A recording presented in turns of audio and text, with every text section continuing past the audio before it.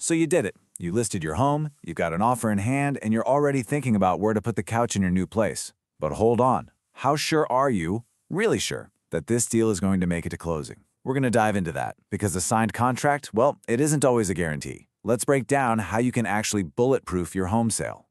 So let's just ask the question right out of the gate. You have a buyer, you have a price, but is your sale actually safe? Is it secure? It's a question that keeps a lot of sellers up at night because a shocking number of deals fall apart right when you think you're at the finish line.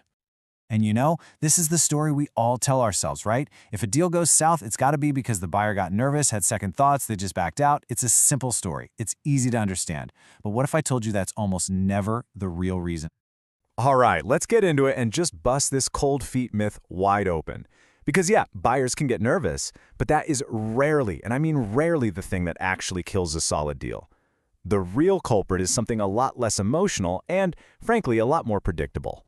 Here it is. The real problem isn't feelings. It's not emotion. It is underwriting. It's that rigid black and white behind-the-scenes process where the lenders and the insurers pick apart every single detail of the deal. That's where the danger is. And this is so important to understand. A deal doesn't die in a dramatic moment at the closing table. No way.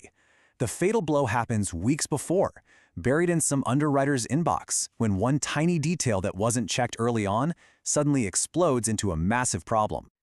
So what do these deal-killing problems actually look like? Well, they're not what you'd think. It's usually not one giant catastrophe. It's almost always a series of small, surprising issues that create a domino effect. Let's look at a few real-life examples. Okay, check this out. This is a real story from Kenwood. Imagine your buyer gets a call just a few days before closing and learns their insurance premium isn't the $2,400 they were quoted, it's suddenly double that, $4,800. For most people, an unexpected jump like that completely wrecks their budget, and just like that, the deal is toast. And it happens in other ways too, you know?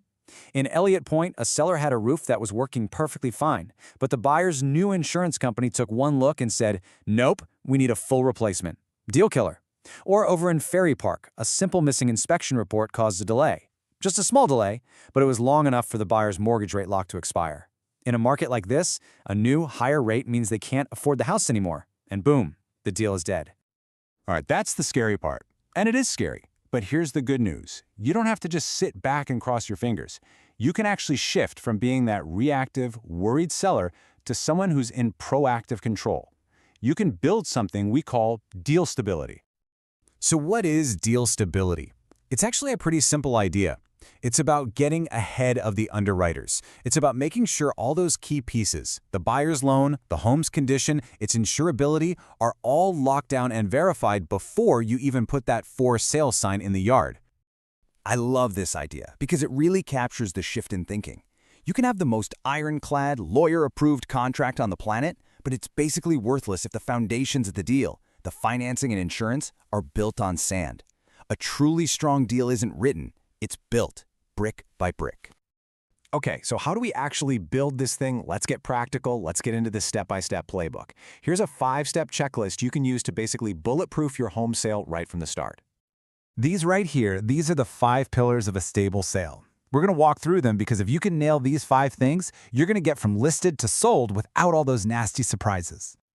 Step 1, and this might be the most critical of all, start with a truly qualified buyer. Look, a pre-qualification letter is basically worthless. It's just a guess. A verified pre-approval, though, that's the real deal. That means a lender has actually looked at their tax returns, their pay stubs, all of it. It's the difference between I think I can buy your house and I can buy your house. Always demand a verified pre-approval. Step 2, pre-insure your property. Now hold on, this doesn't mean go buy a policy. It means start thinking like an insurance underwriter. Because here's a secret. Your current insurance policy means nothing to the buyer's new company. They're starting from scratch. So you need to order your own 4-point and wind mitigation reports before you list. That way, you find the little things, a loose strap, a weird nail on the roof, and you fix them before they become giant, deal-killing problems later. This next idea is the engine that drives the rest of the process. Momentum protects deals, idle time kills them. This is why for step 3, you keep your timelines for inspections and financing tight. It keeps everyone focused. For step 4, you communicate constantly. That's the fuel for your momentum. Weekly check-ins between everyone, your agent, the lender, the title company, are an absolute must. And finally, step 5, If you can, always get a backup offer. It's your ultimate safety net. It gives you peace of mind and incredible leverage if the first deal starts to wobble. So what's the big picture here? What's the real takeaway?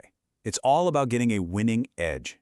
By understanding where deals actually fail, you can stop playing defense and start playing offense. You put yourself in control. It all boils down to this proactive mindset. You start to anticipate the problems before they happen. You act early to solve them when they're still small and cheap to fix. And because of that, you close your deal with total confidence, protecting every penny of equity you've worked so hard for. You're not just hoping for a successful closing, you're engineering one. So, I'll leave you with this one question to think about. Whether you're about to list your home or you're in a contract right now, just ask yourself, is my sale just listed? Is it vulnerable to all these little underwriting surprises? Or is it built to last? Because you absolutely have the power to make that choice.